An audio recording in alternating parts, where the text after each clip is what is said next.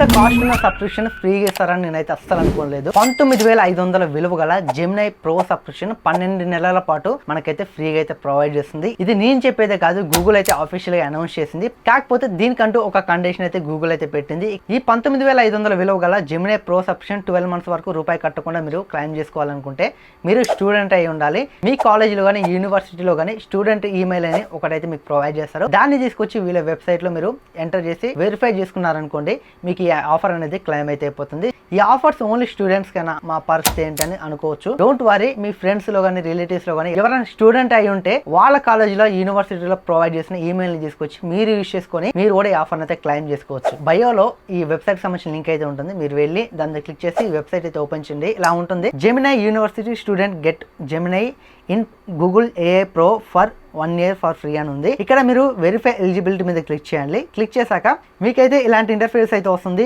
మీ school name కానీ college name కానీ university name కానీ ఇక్కడ మీరైతే ఈ స్కూల్ దగ్గర ఈ బాక్స్లో అయితే ఎంటర్ చేయాలి.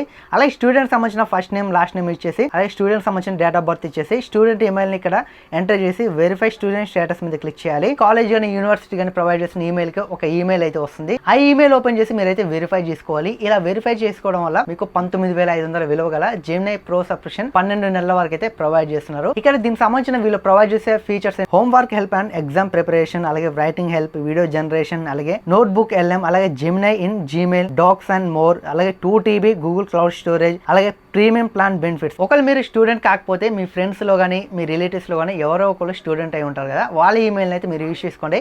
ఇలా యూజ్ చేసుకోవడం వల్ల వాళ్ళకు కాలేజీలో ఏదైనా ప్రాబ్లం అవుతుందని వాళ్ళకంటూ ఒక డౌట్ ఉంటుంది, మీకు డౌట్ ఉంటుంది.